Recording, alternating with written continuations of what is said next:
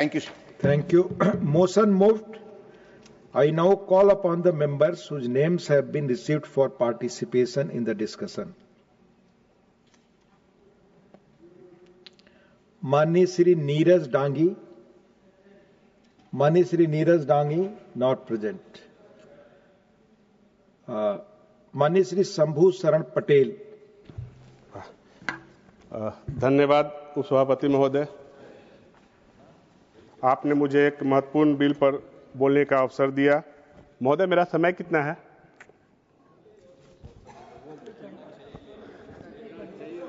मेरा समय ठीक। धन्यवाद उपसभापति महोदय, आपने मुझे एक महत्वपूर्ण बिल पर बोलने का मौका दिया है। मैं माननीय शिपिंग मिनिस्टर श्री सर्बानंद सोनोवाल जी के द्वारा राज्यसभा में प्रस्तुत लैंडिंग बिल के समर्थन में बोलने के लिए खड़ा हुआ हूं। महोदय, आज देश आजादी का अमृत महोत्सव मना रहा है।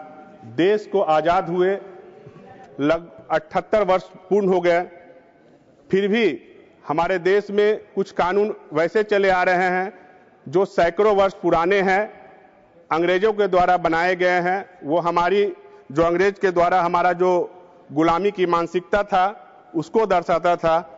माननीय प्रधानमंत्री जी जब 2014 में देश के प्रधानमंत्री के रूप में शपथ लिए तो उन्होंने देश के सर्वांगीण विकास के लिए जो भी अंग्रेज के जमाने के कानून थे या तो उसको निरस्त किए गए या तो पुराने कानून को संशोधित किए गए, और लगभग वैसे 1500 कानून बिल को जो है वो या तो एलिमिनेट किया गया या तो फिर उसको संशोधित किया गया। महोदय, उसी तरह यह जो लैंडिंग बिल है हमारे माननीय मंत्री जी ने प्रस्तुत किया है महोदय, यह 1856 ईस्वी पुराना बिल है महोदय।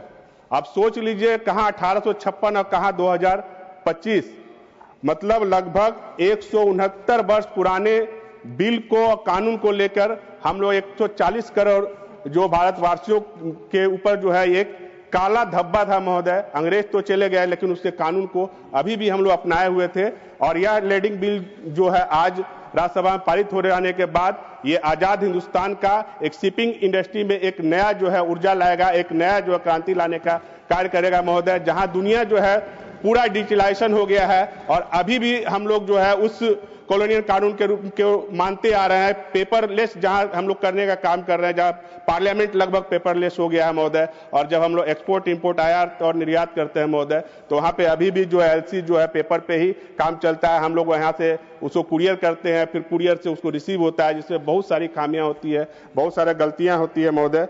और आज यह बिल सदन में पारित हो जाने के बाद भारतीय बिल ऑफ लैंडिंग अधिनियम 1856 का स्थान लेगा महोदय। महोदय, भारत दुनिया का सबसे तेजी से विकास करने वाली अर्थव्यवस्था है महोदय, और माननीय प्रधानमंत्री आदरणीय नरेंद्र मोदी जी के नेतृत्व में आज देश हिंदुस्तान जो है, भारत जो है दुनिया की चौथी बड़ी आर्थिक अर्थव्यवस्था बन गई है महोदय। दुनिया का हम लोग चौथा नंबर की जीडीपी बन गए हैं महोदय। ये हमारे लिए गर्व की बात है, और माननीय प्रधानमंत्री जी का जो विजन है कि 2047 तक भारत विकसित राष्ट्र बनेगा, हमें यह बोलने में कोई अतिशयोक्ति नहीं है कि 2047 के पहले ही हम जो है दुनिया की सबसे बड़ी अर्थव्यवस्था बन जाएंगे महोदय।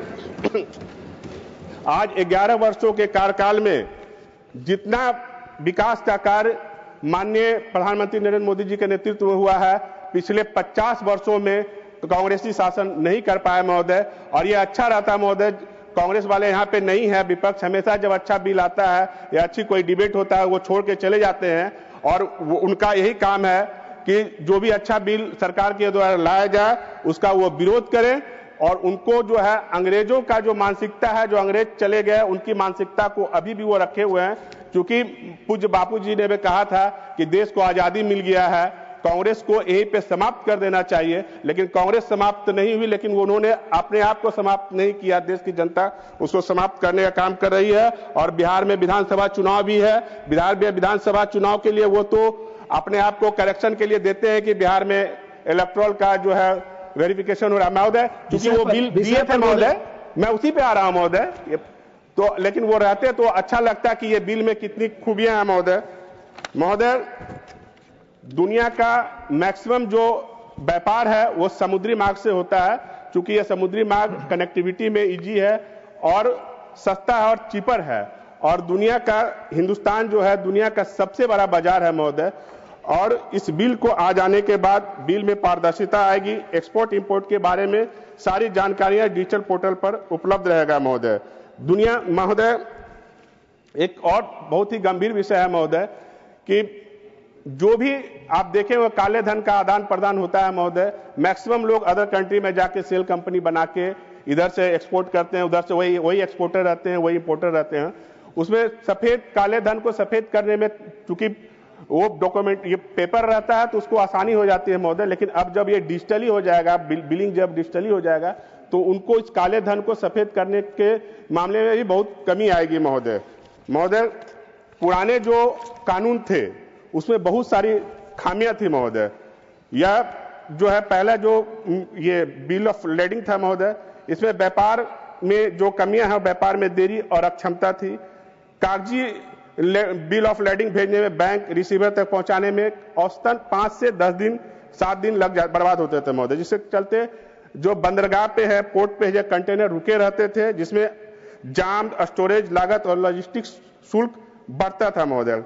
और इसमें परिचालन में भी लागत अधिक हो जाती थी, जिससे एक्सपोर्टर इंपोर्टर को उनको आर्थिक नुकसान को भी सामना करना पड़ता था महोदय। एक अंतर्राष्ट्रीय शिपमेंट पर कागजी दस्तावेज के लिए लगभग 4000 से 10,000 तक खर्च आता है महोदय, और भारत की हिस्सेदारी लगभग इसमें सिर्फ 5% ही माने जाए तो हर साल लगभग 22.5 लाख जो बिल ऑफ लेडिंग जो है हिंदुस्तान जारी करता है, जिससे लगभग देश के 1000 से लेके 2200 करोड़ रुपया तक जो है महोदय ये कागजी खर्च पर उठाना पड़ता है, जिससे इस बिल को पारित हो जाने के बाद देश के लोगों का जो है वो रुपया जो है वो बचेगा महोदय। उसके बाद इसमें जो पेपर से आदान प्रदान बिल का होता था, उससे क्या है मतलब धोखाधड़ी की संभावनाएं अधिक रहती थी। कागजी बिल ऑफ लेडिंग आसानी से गुम और चुराए जा सकते थे महोदय, नकली बनाए जा सकते हैं, जिसमें हाई वैल्यू व्यापार में बहुत जोखिम हो जाता है। छोटा व्यापार है तो चलेगा, लेकिन बड़ा व्यापार में महोदय अगर अब पेपर से आदान प्रदान करने में, उसको जाली बनाने में उसको आसानी होती थी महोदय। हस्ताक्षर और असलियत की जांच मैन्युअली होने से गलती और होने की संभावना अधिक रहती थी महोदय।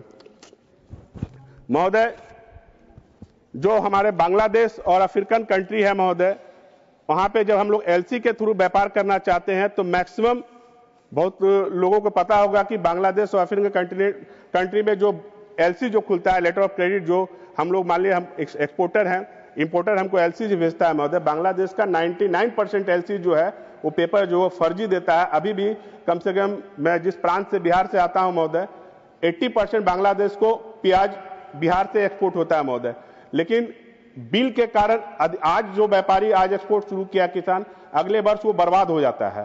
तो डिजिटलाइजेशन हो जाने की वजह से वो हम लोग जो फर्जी जो है एलसी मिलता है उस पर भी रोक लगने का काम होगा महोदय। और अभी भी माननीय मंत्री महोदय भी को अच्छी तरह जानते हैं कि बांग्लादेश और अफ्रीका में जो भी हम लोग ट्रेड करते हैं तो मैक्सिमम जो है वहां पे जो एलसी जो होता है इसका इंश्योरेंस होता है। मान लीजिए हम लोग 100 करोड़ का माल भेजे तो उसका कंपनियां जो है उसको इंश्योर करती है कि आपका माल कुछ गड़बड़ हो जाता है तो आपको पैसा की गारंटी देती है। बहुत सारी कंपनियां जो है बांग्लादेश और अफ्रीकन कंटिनेंट का जो है वहां पे हम लोग का एलसी का जो है इंश्योरेंस नहीं हो पाता है। इस बिल को आ जाने के बाद हमारा जो डिजिटलाइजेशन होगा तो एलसी मिलने में भी आसानी होगी, एलसी खोलने में भी आसानी होगी और व्यापार का जो घाटा है वो भी व्यापारियों को कम होगा महोदय। बीमा कंपनियों की मुहर लगने मूल दस्तावेज मांगी जाती है जिससे दावों का निपटारा धीमा होता है महोदय। और कागजी लेन देन पे होता क्या है, इसमें पर्यावरण का भी बहुत दुष्प्रभाव पड़ता है महोदय। कागज पर आधारित दस्तावेज के कारण पेड़ कटते हैं, ट्रांसपोर्ट से कार्बन उत्सर्जन बढ़ता है जिससे पर्यावरण का पर भी नकारात्मक असर पड़ता है महोदय। भारत के व्यापारिक आकार के अनुसार पेपर बिलिंग अस्थिर है। भारत का मर्चेंडाइज 2023-24 में 1.6 ट्रिलियन डॉलर को पार कर गया। हर कंटेनर शिपमेंट में 3 मूल बिल ऑफ लेडिंग होता है महोदय और 6 से 10 प्रतियां होती है। इतने बड़े स्तर पे पेपर दस्तावेजी करना बहुत ही मुश्किल हो जाता है महोदय। ये आर्थिक रूप से अव्यवहारिक है, कानूनी रूप से जो पुराना बिल था वो जोखिम भरा था। जब हम लोग डिजिटली इतना आगे बढ़ चुके हैं तो आप पेपर में से व्यापार करना, पेपर से आदान प्रदान करना कहीं से न्याय संगत नहीं है महोदय। डिजिटल रूप से पिछड़ा हुआ खासकर उन देशों की तुलना में जैसे दक्षिण कोरिया, सिंगापुर, नीदरलैंड पूरी तरह से जो महोदय इलेक्ट्रॉनिक डिजिटली जो है बिल ऑफ लेडिंग अपना चुके हैं और हम ही अपनाने जा रहे हैं। यह एक बहुत बड़ी क्रांति है महोदय शिपिंग इंडस्ट्री में और इसे आपको, हम लोग को आने वाला समय में बहुत इसका फायदा होगा महोदय। इलेक्ट्रॉनिक बिल ऑफ लेडिंग एक पुरानी डिजिटल दस्तावेज है जो ब्लॉकचेन एंड डिजिटल तरीकों से सुरक्षित होता है। सभी कानूनी मान्यता को बनाए रखते हुए पेपर दस्तावेज की आवश्यकता समाप्त करती है। नए बिल में जो खासियत है महोदय, इसमें स्वामित्व और तात्कालिक ट्रांसफर और माल की शीघ्र रिलीज की व्यवस्था होगी। कस्टम क्लियरेंस टाइम पे होगा महोदय। डिजिटल वेरिफिकेशन के जरिए धोखाधड़ी से सुरक्षा मिलेगी महोदय। लागत, देरी और मैनुअल हैंडलिंग में कमी आएगी महोदय। भारत की ease of doing business ranking में सुधार की गुंजाइश रहेगी महोदय।